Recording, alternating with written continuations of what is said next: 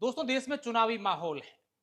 नेताओं के पास समय की बहुत ही कमी है, लेकिन इस कीमती समय के बीच आज हम हरीश जी चौधरी के साथ हैं।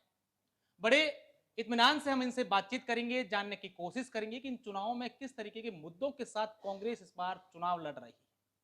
क्योंकि इस लोकसभा क्षेत्र से इस बार जो मुकाबले हैं वो काफी रोचक है। कभी कांग्रेस बीजेपी पर, कभी बीजेपी कांग्रेस पर, कभी निर्दलीय पर, तमाम प्रकार के अलग अलग नेता अलग अलग तंज कस रहे हैं। लेकिन इन चुनावों के बीच कुछ ऐसे मुद्दे हैं जो कहीं ना कहीं इस क्षेत्र के लिए, इस थार के लिए, यहाँ के लोगों के लिए काफी नुकसानदायक आने वाले समय में हो सकते हैं। सर से जानते हैं कि इन चुनावों के साथ साथ कैसे यहाँ का भाईचारा, कैसे यहाँ के लोग चुनावी समय में खुद का नुकसान नहीं करें, कैसे इस थार के क्षेत्र में भाईचारा कायम रहे। सर, स्वागत है आपका। नमस्कार। हरि जी, कांग्रेस पार्टी बड़े एकजुटता के साथ इस लोकसभा क्षेत्र में चुनाव लड़ रही है। हम देख रहे हैं कि तमाम नेता विधानसभाओं में कहीं हल्का सा बिखराव हमें दिखा था, लेकिन इस चुनाव में काफी एकजुट है। उसका सीधा सीधा फायदा हो रहा है सर। कांग्रेस का नेता और कार्यकर्ता एकजुट होकर ये चुनाव जीत लड़ रहे हैं और जीतेंगे। हम्म, क्या मुद्दे लेकर जा रहे हैं सर? मुद्दे थार के। मैं लगातार ये बात कह रहा हूँ, बात थार की होनी चाहिए, मुद्दे थार के होने चाहिए, बात देश की होनी चाहिए, मुद्दे देश के होने चाहिए, जनता के होने चाहिए। क्या लग रहा है आपको? क्योंकि पिछले 10 साल की बात करें तो यहाँ पर बीजेपी के सांसद रहे, केंद्र में सरकार बीजेपी की रही। हरीश चौधरी को क्या लगता है, क्योंकि वो राष्ट्रीय स्तर के नेता हैं, राजस्थान सरकार में मंत्री रहे, क्या आपको मुख्य काम लग रहे हैं जो होने चाहिए थे नहीं हुए, और उसकी एक खटक आपके मन में है कि ये काम क्यों नहीं हुए? मैं साधारण से जब सवाल खड़ा करता हूँ, सवाल पूछता हूँ, तो उनके पास कोई जवाब नहीं। दोनों के दोनों प्रत्याशी उसको नजरअंदाज करते, वो इस तरह के आरोप प्रत्यारोप लगाते, निराधार आरोप प्रत्यारोप लगाते। उनका मकसद ये रहता है सिर्फ कि टकराव कैसे हो।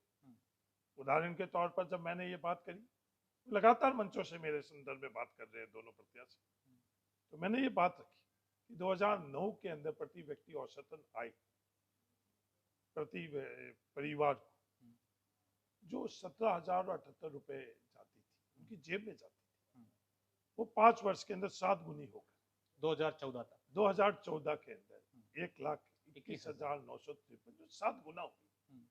कोई ऐसा उदाहरण किसी और लोकसभा क्षेत्र का है तो वो पता है लोगों को, तो पिछले 10 वर्षों से कितनी बड़ी कि दोनों के दोनों नरेंद्र मोदी जी के गुणगान गा रहे हैं, लगातार 10 वर्षों से उनके साथ खड़े हैं, उस विचारधारा के साथ खड़े हैं, तो उनको जिम्मेवारी तो लेनी पड़ेगी। 10 वर्षों के अंदर बाड़मेर कहाँ गया, उस बात पर नहीं आ रहे। वो जो सवाल उठा रहे हैं, निराधार सवाल उठा रहे हैं। ये तो कह रहे हैं कि देश में केंद्र सरकार रही, मोदी सरकार रही, तो विदेश में भारत का नाम हुआ है, राम मंदिर बन गया, धारा 370 हट गई, कई प्रकार के एजुकेशन के क्षेत्र में, टेक्नोलॉजी के क्षेत्र में खूब सारे हमने काम किए। ये देखो, नरेंद्र मोदी जी प्रधानमंत्री स्वयं ने जिन बातों की चर्चा करी, नरेंद्र मोदी जी ने आकर क्या चर्चा करी, मेडिकल कॉलेज की। आदरणीय नरेंद्र मोदी जी को खुद को पता कि मेडिकल कॉलेज 2009 और 14 के बीच में, जब मैं सांसद था उस वक्त स्वीकृत हुआ। 5 वर्ष जब उनकी सरकार राजस्थान में रही, उन्होंने पूरा नहीं किया, और जैसे ही पिछली बार 5 वर्षों में कांग्रेस की सरकार हुई, वो मेडिकल कॉलेज पूरा हुआ। रिफाइनरी के संदर्भ में नरेंद्र मोदी जी कहते थे, वो स्वीकृति कब हुई? जब मैं संसद था उस वक्त हुआ। किनके प्रयासों से हुई? बाड़मेर जैसलमेर के लोगों की ताकत के प्रयासों से हुई, उन्होंने स्वीकृत करवाई। प्रदेश के अंदर जिस तेज रफ्तार से पचपदरा के अंदर रिफाइनरी बनी है, कोई और उसका उदाहरण नरेंद्र मोदी जी या उनके दोनों के दोनों प्रत्याशी दे सकते हैं तो दे। कोई भी उदाहरण ऐसा नहीं। चलो, जो CSR के अंदर हम लोगों का हक और अधिकार था 2.5%, वो हक और अधिकार किसने हम लोगों के हक और अधिकार में डाका डाला? कभी चर्चा करी? लगातार पिछले दफे भी नरेंद्र मोदी जी आए, उससे पहले पत्र द्वारा लगातार मांग कर रहा हूँ कि ये हम लोगों के हक पर डाका क्यों डाला? 1800 करोड़ रुपए हम लोगों को CSR के मिलने चाहिए थे, और हमारी केंद्र में कमजोर पैरवी होने के कारण आज 1800 करोड़ की जगह हम लोगों को सिर्फ 200 करोड़ रुपए मिले। ये सब सवाल है। पीने के पानी के संदर्भ के अंदर 90% केंद्र सरकार और 10% राज्य सरकार रेगिस्तानी इलाके में देती थी। आज भी पहाड़ी इलाके के अंदर 90% केंद्र सरकार दे रही है। हम लोगों के ऊपर ये जुल्म क्यों? 5% पैसा हम लोग बाड़मेर के, थार के, जैसलमेर के, राजस्थान के लोग अपनी जेब से केंद्र सरकार इस योजना में क्यों ले रही है? वो अलग बात है कि बाइतों के लोगों की ताकत से, राजस्थान के लोगों की ताकत से वो पैसा भी राजस्थान सरकार देगी। ये फैसला राजस्थान सरकार, जब कांग्रेस की सरकार थी उस वक्त हम लोगों ने कराया। पीएमजेएस के संदर्भ के अंदर जो ढाणियां जोड़ दी थी, वो ढाणियां 10 वर्षों से हम लोगों की ढाणियां नहीं जोड़ी, गांव नहीं जोड़े। राजस्थान में कांग्रेस की सरकार थी, वो 250 तक की आबादी की सड़कें जो केंद्र सरकार को प्रधानमंत्री सड़क नाम योजना से जोड़ दी थी, वो राजस्थान सरकार ने जोड़ी। ये पीएमजेएस सड़क जो बनी हुई है 10 वर्षों में, इसकी रिपेयरिंग होनी चाहिए थी, वो रिपेयरिंग इन्होंने नहीं करी। दोनों को जवाब नहीं देना चाहिए। जो पहला और अंतिम गांव की जिसको ये उल्लेख कर रहे हैं नरेंद्र मोदी जी अपने खुद के भाषण के अंदर, पिछड़ा जिला योजना के तहत हम लोगों को करोड़ों रुपए सालाना मिलते थे, वो बंद हो गई। बीएडीपी में जो हमें पैसा मिलता था वो बंद हो गया। हर क्षेत्र के अंदर हम लोगों के साथ अन्याय हो रहा है। जो स्वीकृत रेलवे लाइन थी वो इन्होंने बंद कर दी। जल जीवन मिशन योजना का आप जिक्र करें तो सीधा आरोप राजस्थान सरकार पर है कि हमने काम तो दिया लेकिन काम राजस्थान सरकार ने होने नहीं दिया। पीने के पानी के संदर्भ में आज ये प्रत्याशी कह रहे हैं क्या हुआ बाड़मेर में, वहां से अपन बात शुरू करते हैं। या तो प्रत्याशी बाड़मेर से बिल्कुल ही कट गए, पता नहीं किस दुनिया के अंदर निर्दलीय प्रत्याशी है। दुनिया के अंदर ऐसा उदाहरण आप बताओ जो बाड़मेर के अंदर टाकों के माध्यम से 1 लाख टाके किस योजना के तहत हुए, जो कांग्रेस की नरेगा के तहत हुए। वो जाकर अगर ये ढाणियों के अंदर घूमे, सिर्फ रील बनाने के लिए नहीं, हकीकत के अंदर घूमे, तो पता चल जाएगा कि 1 लाख टाके बाड़मेर जिले के अंदर नरेगा से बने। ये हम लोगों का सपना था, बाड़मेर के अंदर नहरी पानी आए। जिस दिन मैं यहाँ से संसद बना, वो सपना हमारे पूर्वजों का सपना था, वृद्धि चंद जी जैन का सपना था, गंगाराम जी चौधरी के सपना था। उनके प्रयास थे, उनके सपने साकार कब हुए? 2009 से 14 तक, जब मैं संसद था, पहली दफे मोहनगढ़ बाड़मेर लिफ्ट कैनाल के माध्यम से बाड़मेर के अंदर पहली दफे नहरी पानी आया। वो पानी आने के बाद में आगे की स्कीम स्वीकृत हुई। आगे की स्कीम स्वीकृत जो मेजर प्रोजेक्ट हुए, उनके अंदर इनकी सरकार के समय क्या स्थितियां बना दी, हम लोगों ने 5 साल में क्या किया। ये सवाल जब ये पूछते तो मैं उनको उत्तर देना चाहता हूं। जो प्रोजेक्ट के तहत जो स्कीम चल रही थी, उनको इनके लापरवाही नजरअंदाज करने के कारण वो ठप और बंद हो गई। हमने वो स्कीम वापस स्वीकृत करवाकर, टेंडर कराकर, कोर्ट के अंदर लिटिगेशन था तो उसको विड्रॉ कराकर और वापस उसको काम को शुरू कर आज लगभग पूरा कर। और वहां तक हम लोग रुके नहीं। और जो घर घर ढाणी ढाणी के अंदर पीने का पानी जाना चाहिए, उसका भी समान अंतर 11,000 किलोमीटर से ज्यादा का सिर्फ 22 विधानसभा क्षेत्र के अंदर स्वीकृत हुई और 8,000 किलोमीटर हो चुकी। काम पूरा हो चुका है। काम बिल्कुल हो चुका है। सर, चुनावों की और विकास की बातें करेंगे, कुछ बातें आपकी व्यक्तिगत जानना चाहेंगे। पिछले दिनों से हम लोग देख रहे हैं आप काफी टारगेट हो रहे हैं। कभी आपके हाथ खून रंगे बताते हैं, कमलेश प्रजापति एनकाउंटर के आप पर आरोप लगते हैं। क्या सर आपकी टिप्पणी है, क्या कहेंगे? निर्दलीय प्रत्याशी सिर्फ टकराव, ये धार की परंपरा नहीं थी। आज मैं 53 वर्ष के अंदर मैंने 7 चुनाव लड़े। कभी भी इस तरह के व्यक्तिगत हम लोगों के मालानी के अंदर अगर सबसे बड़ा कोई आरोप लगता है तो किसी इंसान की जान के संदर्भ में लगता है। वो न्यूनतम स्तर भी इन्होंने, कल इन्होंने ये बात करी जो इनके खिलाफ कुछ आरोप लगे, वो आरोप जब तक मेरे पास कोई आधार नहीं रहेंगे, नहीं तो मैं आरोप को तायद करूंगा, नहीं उस आरोप को रद्द करूंगा। उन आरोप के संदर्भ में उन्होंने जब खुद पर आरोप लगे तो उन्होंने क्या बात करी कि जांच करवा दो। खुद पर आरोप लगे तो क्या बोला, मैं मंदिर में घुसा। पर आप खुद निर्दलीय प्रत्याशी महोदय, आपने आरोप लगाया खून से हाथ रंगे पे। मैं उनको बताना चाहता हूं, ये जांच जो आप कह रहे हो, इसकी जांच की मांग जो आज आपको चुनाव लड़ा रहे, मैंने आज ही भाटका के अंदर ये बात करी। उन्होंने इस प्रकार का षड्यंत्र रचकर, कौन सर चुनाव लड़ा रहे खुलकर? खुलकर पूरा बाड़मेर जानता सीताराम उनके साथ कौन खड़े, कौन से चेहरे उनके साथ। आलोक आश्रम के अंदर जो मीटिंग हुई थी उस दिन उनके साथ कौन से चेहरे थे, आज कौन से चेहरे हैं वो सब अच्छी तरह से जानते हैं, बाड़मेर जिला अच्छी तरह से जानते हैं। व्यक्तिगत तौर के ऊपर अगर वो कभी कोई सवाल करेंगे पूछेंगे तो वो भी मैं बता दूंगा, प्रत्यक्ष तौर पर कौन मदद कर रहा है, अप्रत्यक्ष तौर पर कौन मदद कर रहा है। तो वो जांच उन लोगों ने मांग करी और वो जांच सीबीआई से, वो सीबीआई किसकी है, वो सीबीआई नरेंद्र मोदी जी की, अमित शाह जी की। कभी भी उनके मुंह से ये नाम नहीं निकल सकते। डर और खौफ क्या कहता है, ये क्या कहता है, ये रहस्य क्या है।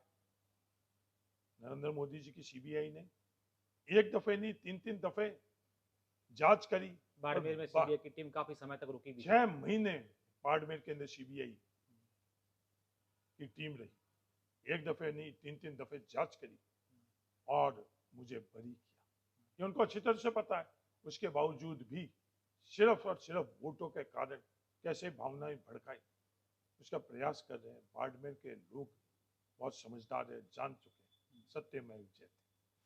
सर एक अभी मैं आपका एक बयान सुन रहा था सोशल मीडिया पर, आप काफी मंच पर जो है एक लाल सिंह जो पिछले दिनों एक मर्डर के केस में पकड़े गए, उनके बारे में काफी आप जिक्र करते हैं अपने हर मंच पर उनकी बात करते हैं। क्या है वो फंडिंग की बात, आखिर क्या कहना चाहते हैं बाड़मेर के लोग? नहीं, मर्डर के केस के अंदर अगर वो फरार है तो एक कई ऐसे मर्डर के केस के अंदर लोग अपराधी भी हैं और वो फरार भी हो सकते हैं। पर हम लोगों के लिए चिंताजनक चीज क्या है, हम लोगों के लिए चिंताजनक चीज है कि हम लोग बॉर्डर पर, इस बॉर्डर के ऊपर जो जखीरा उनके पास से जब्त हुआ, बरामद हुआ, और जो फैक्ट्री हथियारों की बारूद की फैक्ट्री उनके पास हुई, क्या स्थान जो हम लोग सदैव इस देश के लिए, राष्ट्र के लिए हर समय तैयार रहते हैं, क्या ये ठीक है?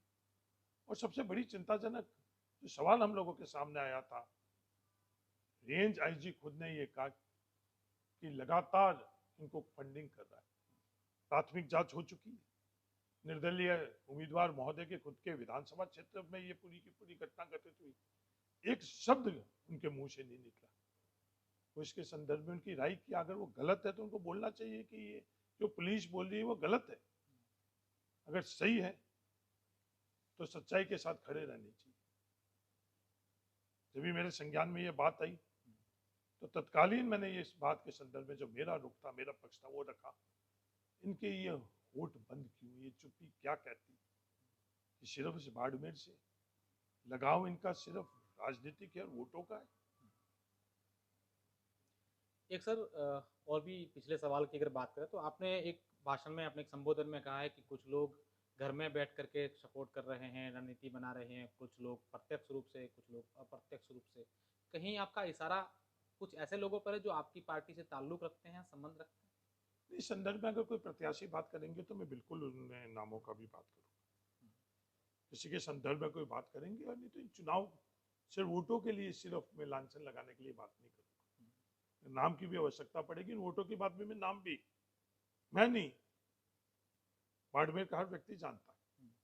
अगर जरूरत पड़ी तो वोटों के बाद में 26 तारीख के बाद के अंदर मैं खुद बाड़मेर के लोगों को ये बात करूंगा। क्योंकि सवाल जिस दिन मैंने कहा ये जिंदा है, किसी के संदर्भ में उन्हीं लोगों ने लांछन लगाने की कोशिश करी, तो उस दिन मैंने स्पष्ट तौर के ऊपर ये बात करी, कोई व्यक्ति मानवेंद्र सिंह नहीं। आप कह रहे हैं कि मानवेंद्र सिंह ने आप पर ये सब चीजें नहीं करी? नहीं, ये बात नहीं करी। तो मैंने उस वक्त भी क्या, आज नहीं कर, ये बात मैंने जब आपको मालूम चली? हाँ, जब उन लोगों ने, उन्हीं लोगों ने ये कोशिश करी इस तरह का सेंटर रचकर और आपस में टकराव का, तो मैंने खड़ा होकर इस बात को रद्द किया। जो अगर जरूरत पड़ेगी उन लोगों का चेहरे पर से नकाब भी मैं, और मुझे लगता है बाड़मेर अब जान चुका कि वो कौन है। सर पिछले दिनों सोशल मीडिया 2-3 दिन से एक चीज चल रही है, उस पर आपकी एक टिप्पणी नहीं आई, कोई बयान नहीं आया। भाजपा की आईटी सेल कहे या फिर सोशल मीडिया के कुछ लोग कहें, निर्दलीय प्रत्याशी रविंद्र सिंह भाटी पर यह आरोप लगे हैं कि वो विदेश से फंडिंग लाते हैं, टुकड़े टुकड़े गैंग के वो सदस्य जो लोग हैं उनको फंड कर रहे हैं, राहुल गांधी से उनकी मुलाकात हुई है। क्या कहेंगे सर? नहीं, मेरे पास अभी तक इसके संदर्भ में मेरी कोई पुख्ता जानकारी मुझे हासिल नहीं हुई है, और निराधार बात करने के लिए मैं बात नहीं करूँगा।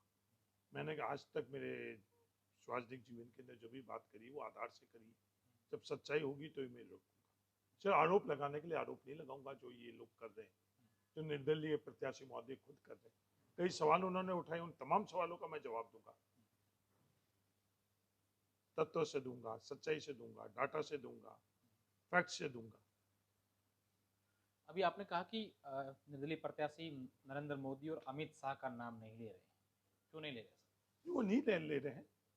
उन्होंने खुद ने अपने ट्विटर हैंडल पर नामांकन दर्ज करने के बाद में भी अपने आप को भारतीय जनता पार्टी का सदस्य बताया, और उन्होंने ये बात भी की मुझे भारतीय जनता पार्टी ने नहीं निकाला। और जब ये सब आरोप प्रत्यारोप चल रहे हैं तो इनकी ये चुप्पी क्यों है? नरेंद्र मोदी जी जब यहाँ आए उन्होंने क्या क्या बातें करी उनके पक्ष में, अगर उन्होंने सही की तो उनको धन्यवाद देना चाहिए। एक उम्मीदवार के तौर पर सबसे पहली जिम्मेवारी किसकी बनती? उनकी बनती, तो उन्होंने कुछ भी नहीं कहा। ये चुप्पी, ये शांत,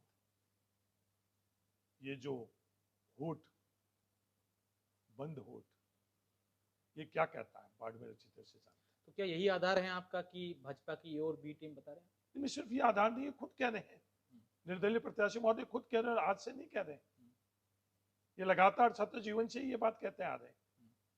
ये खुद आरएसएस के अखिल भारतीय विद्यार्थी परिषद के सदस्य रहे हैं, जीतने के बाद में भी यही बात करी,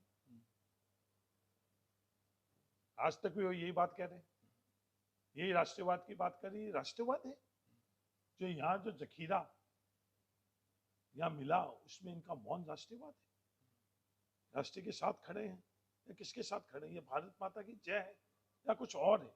ये सवाल नहीं है। चलो सर, उम्मीदवार बेनीवाल को अगर डिस्क्राइब करना हो, हरीश चौधरी उनको बताएं तो कैसे बताएं? नहीं, आज भी मैंने ये बात करी कि हम लोग आज जितना भी ये मैनेजमेंट हो रहा है, कैंपेन मैनेजमेंट के अंदर दोनों के दोनों उम्मीदवार करोड़ों रुपए खर्च कर रहे हैं, ये बाड़मेर देख रहा है। इन करोड़ों रुपए खर्च करने कर और जो कोई भी इंटरव्यू हो रहे हैं, जो कोई भी कैंपेन हो रहा है, उसके अंदर कोई ये सवाल क्यों नहीं जानना चाह रहा है कि ये उम्मीदवार राम बेनीवाल कौन है? मैंने भाटका के अंदर आज बात करी कि उम्मीदवार राम बेनीवाल कौन है, वो मैंने बताया। आज मैं खुद सरकारी कर्मचारी का बेटा हूँ, मेरे पिताजी सरकारी कर्मचारी है, कैलाश चौधरी जी के पिताजी सरकारी कर्मचारी है, रविंद्र सिंह भाटी जी के पिताजी सरकारी कर्मचारी है। और उम्मीदवार राम बेनीवाल कौन है? उम्मीदवार राम बेनीवाल एक मजदूर किसान का बेटा है। 4-4 किलोमीटर तक वो पैदल चलकर अपनी स्कूल के अंदर गया। 8वीं तक की उन्होंने अपनी पढ़ाई पूनिया के तले के अंदर 4-4 किलोमीटर तक करी। हम तीनों ने नहीं करी। हमारे पिताजी की तनख्वाह से हम लोगों ने एक न्यूनतम सुरक्षित जीवन जिया। पूनिया के तला के अंदर जब स्कूल नहीं थी, वहां से 18 किलोमीटर दूर हीरे के ढाणी जब स्कूल के अंदर उनको जाना पड़ा, और 18 किलोमीटर वो बच्चा नहीं चल सकता, तो अपने परिवार के दूर के परिवार के घर पर रहकर रोज उन्होंने अध्ययन किया। और 11वीं के लिए जब उनको बालोतरा जाना पड़ा तो उनकी जेब में पैसा नहीं था। आज लाखों बाड़मेर के परिवार ऐसे हैं जिनके आर्थिक तंगी के कारण वो पढ़ाई नहीं कर सकते। उस उम्मीदवार राम बेनीवाल ने उस उम्र के अंदर मजदूरी करी। जो ये कपड़ा उद्योग है, टेक्सटाइल उद्योग के अंदर जिगर है, जो वो टेबल के ऊपर कितना कठिन काम है, उस बच्चे ने उस पीड़ा से मजदूरी करी। वो कहानी आज कहीं भी मुझे सुनाई नहीं दे रही, वो सच्चाई कहीं भी सुनाई नहीं दे रही है। क्या बाड़मेर के लोगों को इसको जानना नहीं चाहिए? हमने उम्मीदवार राम जी का इंटरव्यू किया और सारी बातें उम्मीदवार राम जी से बात करके जानी थी कि कैसे उन्होंने संघर्ष किया, नमक की फैक्ट्री में काम किया, फिर गुजरात जाकर के बोरियां ढोई, कैसे खेत में काम किया, तमाम बातें उन्होंने की। पर ये हल्ला दूसरे का जो संघर्ष भी नहीं था, तो विश्वविद्यालय के संदर्भ में था, तो कोई आकर मेरे से पूछे तो सही विश्वविद्यालय में क्या संघर्ष किया। एकेडमिक काउंसिल के रिकॉर्ड अपने आप कहेंगे कि उनके अंदर क्या किया। सीनेट में, सिंडिकेट में कौन सी फैकल्टी, कौन सा कोई प्रोग्राम लेकर आई। विश्वविद्यालय के अंदर जो एक्रेडिटेशन होता उसके अंदर उस दरमियान वो विश्वविद्यालय, जब मैं विश्वविद्यालय का अध्यक्ष था उस वक्त वो कौन से पायदान के अंदर थी यूजीसी के, यूजीसी फंडिंग कितनी मिलती थी, एक्रेडिटेशन हुआ या नहीं हुआ, छात्रों के अंदर क्या स्थिति, उनके हॉस्टल की क्या स्थिति, एक अतिरिक्त हॉस्टल खुला, कुछ भी हुआ, सिर्फ और सिर्फ रील बनाने के लिए कुछ करना एक अलग बात है। ये पूरी की पूरी बात मैंने आज भाटका के अंदर उनके जीवन के संदर्भ में कही कि वो बाड़मेर के नागरिकों को ये जानना चाहिए, उनका संघर्ष जानना चाहिए, वो आपकी तकलीफ जानते हैं। ये लोग कह रहे हैं उसकी जाति, उमेदाराम बेनीवाल की जाति क्या, वो मजदूर है। मजदूर की जाति क्या होती है? मजदूर की जाति मजदूर होती है। तो मजदूरी करने जाते हैं वहाँ धर्म और जाति के आधार के ऊपर मजदूरी नहीं होती। वो पसीना टपका कर और मजदूरी करनी पड़ती। वो मजदूरी का पसीना हम तीनों ने नहीं एहसास किया, हमारे परिवारों ने तो एहसास किया होगा, पर हम तीनों ने नहीं किया जो उमेदाराम बेनीवाल ने किया। ये बातें सब मैंने आज भाटका में और पहले में कहता है। सर कहाँ देखते हैं आज कांग्रेस को आप, क्योंकि राजस्थान में फर्स्ट फेज के इलेक्शन हो चुके हैं, अब तमाम आप ही की पार्टी हो चाहे बीजेपी की नेता हो, वो कहीं ना कहीं मूव करेंगे। नहीं, पहले चरण के अंदर बहुत अच्छा उत्साहजनक आज पोलिंग हुई है और बहुत अच्छा नतीजा पहले चरण में रहेगा। और दूसरे चरण में जो शेष बची हुई जो सीटें हैं उसमें भी बहुत अच्छे ढंग से लोगों का समर्थन मिल रहा है। और बाड़मेर के अंदर चाहे कोई भी आए, बाड़मेर के लोग बहुत जागरूक हैं और बाड़मेर के लोग मन बना चुके हैं। ये आपस में टकराव और तनाव का जो प्रयास किया जा रहा है उसका मुंह तोड़ जवाब बाड़मेर के लोग देंगे। क्या हरीश चौधरी मानते हैं कि बाड़मेर जैसलमेर बड़ौदा के लोकसभा चुनाव हैं वो जातिगत आधार पर कहीं बदल रहे हैं, नहीं, ये कोशिश की जा रही अग्रसर हो है, रहे ये कोशिश की जा रही है। जब निर्दलीय प्रत्याशी महोदय इस तरह की कोशिश कर रहे हैं, जिस तरह से वो पूरे के पूरे चुनाव के अंदर बातें कर रहे हैं, क्या ये हमारे थार के लिए ठीक है? क्या इस तरह के टकराव ठीक है? आज विश्वविद्यालय के पृष्ठभूमि से वो आए थे, मैं भी उसी विश्वविद्यालय के पृष्ठभूमि से आया। कभी भी इस तरह की शैली, इस तरह के शब्द, इस तरह की बात, इस तरह का कृत्य मैंने किया? बाड़मेर के लोगों के बीच में आना था तो ईमानदारी से आया। उन्होंने बताया कि हम लोगों की यहाँ प्राकृतिक आपदा टिड्डी थी, उस वक्त वो कहाँ थे, कोरोना थी जब उस वक्त कहाँ थे। जब मैं छात्र जीवन के अंदर था, कवास के अंदर बाढ़ आई, तो कोई मुझे पूछ सकता है कि मैं उस कवास की बाढ़ के अंदर कहाँ था? क्या मैं कवास की बाढ़ में लोगों के बीच में था या नहीं था? ये प्राकृतिक आपदा के वक्त ये कहाँ थे? ये प्राकृतिक आपदा के बीच में, क्योंकि ये बाड़मेर के लोगों से लगाव नहीं रखते थे। उस वक्त मेरी उम्र क्या थी? उस वक्त मैंने चुनाव भी नहीं लड़ा था और चुनाव लड़ने के संदर्भ के अंदर उस वक्त मेरा कोई वो वैसा इरादा भी नहीं था। एक राजनीतिक कार्यकर्ता के तौर पर ही मैं घूम रहा था। इन्होंने क्या जो बातें, जो अन्याय हम लोगों के